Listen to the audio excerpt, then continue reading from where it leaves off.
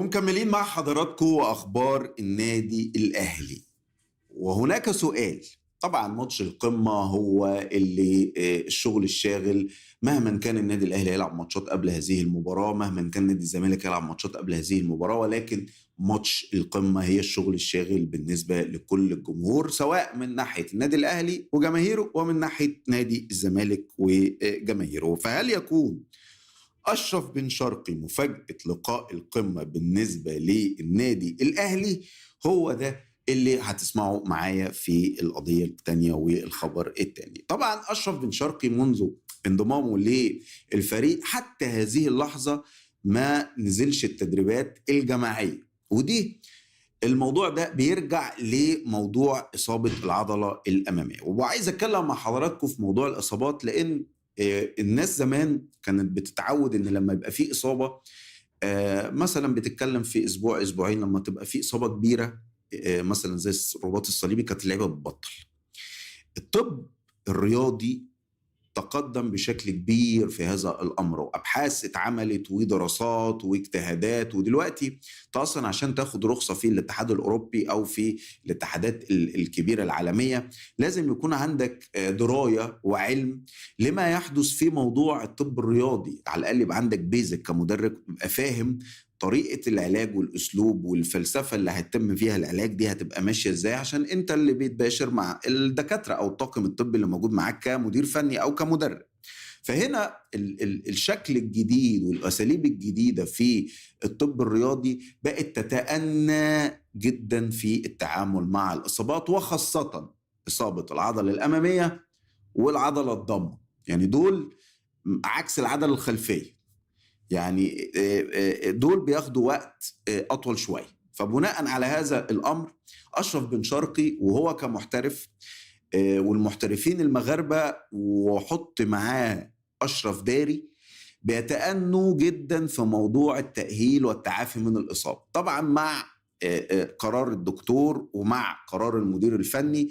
لأن لو حصل لما بيبقى فيه نوع من أنواع الإصابات زي اللي ذكرتها لحضراتكم وبيتم فيها التسرع من اللعيب في النزول للملعب ويقوم عامل طبعا هيفي ديوتي او بيعمل حمل بدني زائد ويحط باور ويحط سبرنت ويحط تاكلينج ويحط شوط، كل ده ممكن يؤدي لو العضله مثلا او الاصابه هتاخد وقت مثلا اسبوعين ثلاثه، لا ممكن تاخد لها شهر شهرين او اكتر من كده بكتير. فده الطب الرياضي الجديد والمنظومه اللي بيمشي بيها الطاقم الطبي في النادي على فكره في اغلب الانديه.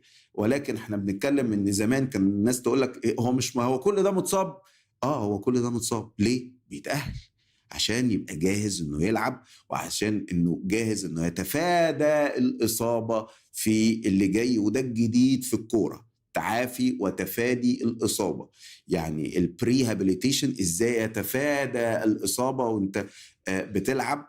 أغلبية الحاجات اللي انتوا بتشوفوها في التمرينات على فكرة سواء بقى من إحماء وستريتشنج، كل ده تفادي إصابة، غير ان انت بتستفاد فيه في كرة القدم. فبناء على هذا الأمر أشرف بن شرقي بياخد وقته في مرحلة التأهيل، وهو هيرجع التدريبات الجماعية خلال أيام، وهو في آخر مرحلة التأهيل. ده بقى اللي أنا بقوله لك في الخبر، إن أشرف بن شرقي في آخر مرحلة التأهيل. ولكن موضوع مارسيل كولر وحسمه لأمر دخوله في ماتش القمة ولا لأ لسه لم يحسمه مارسيل كولر. ولكن أنا شايف بالوقت اللي خده أشرف بن شرقي وطريقة مارسيل كولر إن ممكن تلاقي أشرف بن شرقي في قائمة النادي الأهلي لماتش الأهلي والزمالك بشكل كبير جدا، وهو عنده رغبة كبيرة جدا إنه يشارك في التمرينات وكمان يلعب الماتش. ولكن هذا الأمر في تأني من جانب المدير الفني مارسيل كولر والطاقم الطبي. الحاجة التانية عايز أقول لك إيه هي تفاصيل قعدة محمد شوقي مع أكرم توفيق. محمد شوقي نائب المدير الرياضي والقائم بأعمال مدير الكرة في النادي الأهلي عمل جلسة مطولة مع اللاعب أكرم توفيق لاعب النادي الأهلي وديفندر الفريق عشان يفهم منه سبب توقيعه لنادي الشمال القطري، واتفقوا الفترة الجاية طريقة التعامل وطريقة التعاون ما بين النادي الأهلي وما بين اللاعب هتبقى ازاي. وده هتيجي تقول لي يعني ما هو مش عارف طب هو ما بيقراش، هو ما بيسمعش، بس هو لازم كفرد موجود جوه منظومة النادي الأهلي وخلاص استلم الملفات إنه يفهمها بنفسه. وقد يحدث في الأمور أمور، يعني ممكن قعدة كابتن محمد رمضان ما تجيبش نتيجة مع اللاعب، بس قعدة محمد شوقي تجيب. وده على فكرة ده علم موجود في الإدارة، لأن كل حد له أسلوب غير التاني. ده شيء. الحاجة التانية، انت لازم كمدير كورة تمنهج امورك. يعني ايه؟ يعني تبقى منظم المواضيع. انا الراجل ده سواء اللعيب اكرم توفيق، سواء اي لاعب تاني، عنده عقد او ما عندوش عقد، ماشي او قاعد، طول ما في مدة زمنية منصوصة في التعاقد ما بين النادي الأهلي وما بين اللعيب، أو ما بيني بقى أنا هحط نفسي كمدير كورة وما بين اللاعب، لازم استفاد منه، ما هو بياخد مرتبه. فبناء على هذا الأمر يعني تم عقد هذه الجلسة ما بين محمد شوقي وما بين اللاعب أكرم توفيق عشان يفهم منه ايه الاسباب اللي طبعا احنا الاسباب احنا معلنه وقلناها قبل كده، بس الراجل عايز يسمعها بنفسه من اللعيب. طيب احنا دلوقتي كنادي اهلي محتاجين منك ايه؟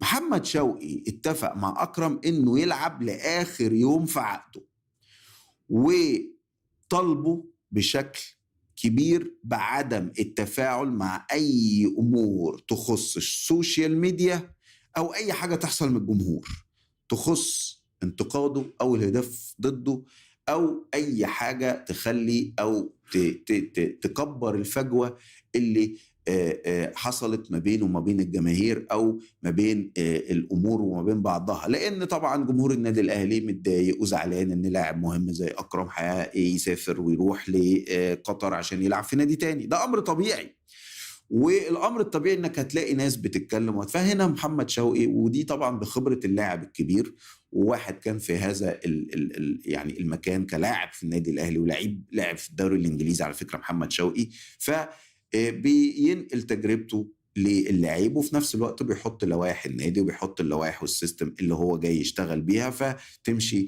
الامور بهذا الشكل. فده امر مهم جدا بالنسبه لاي مدير كوره او اي مدير رياضي او اي نائب مدير رياضي انه يعمله في اي نادي من الانديه، انه يبتدي يمسك الملفات ويتباحث فيها مع صاحب الشأن وهو اللاعب مش وكيله. ودي تفرق كتير جدا يا جماعه، ان لازم يبقى العلاقه ما بين اللعيب وما بين اداره النادي قويه جدا، ومش محتاجه تدخلات من الوكيل الا في حاجات بسيطة جدا، وهي مثلا مدة العقود والحاجات اللي هي المالية والإدارية. لكن نظام العمل في النادي، أسلوبك في التمرين، أسلوبك في التعامل مع زمايلك، أسلوبك في التعامل مع المدير الفني، أسلوبك في التعامل مع الجمهور، مش محتاج الوكيل. فده الأمر المهم جدا اللي كنت عايز أقوله لحضراتكم في تفاصيل جلسة محمد شوقي مع أكرم توفيق.